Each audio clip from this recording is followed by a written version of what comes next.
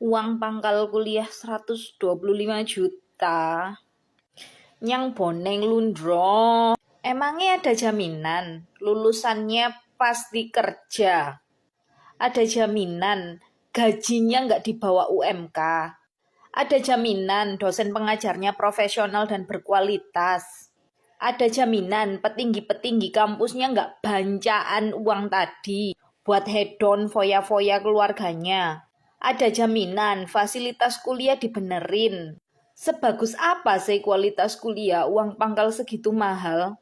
Kalau mahal tapi sebanding dengan gaji rakyatnya nggak masalah. Kalau per bulan rakyatnya gajinya ya rata-rata 30-40 juta, mungkin uang pangkal 125 juta tidak akan terlalu membebani. Mungkin ya. Ini efek komersialisasi pendidikan ya. Emang sih pendidikan itu nggak langsung cuan ya, Bapak Ibu pejabat. Nggak bisa kamu sekarang investasi banyak sebagai pemerintah, kemudian tiba-tiba pendidikan itu menghasilkan keuntungan buat kalian. Di saat itu juga kayak orang berdagang, nggak gitu konsepnya. Pendidikan itu jangka panjang, dan profitnya tidak langsung dalam bentuk uang, tapi perbaikan SDM. SDM yang lebih baik akan mengarahkan negara untuk naik, untuk maju.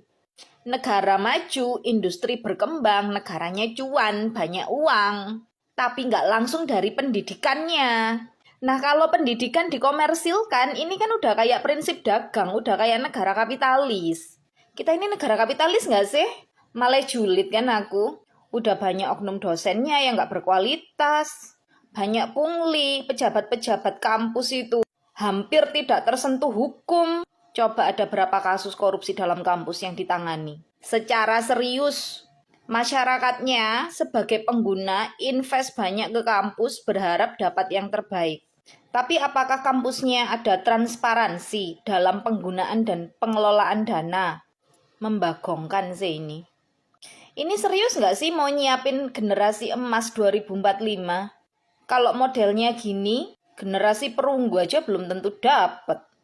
PR di sisi pendidikan ya, apalagi pendidikan tinggi. Oknum-oknum birokrat di kampus nomor 1. 2. Kebijakan dari pusat yang sering kali tidak berpihak ke dosen. Kemudian dosen-dosen yang pinter, dosen-dosen yang berkualitas banyak yang dipites di dalam kampus itu. Tidak dilibatkan dalam pengambilan kebijakan. Malah ditekan kalau bisa nggak boleh tampil ke permukaan.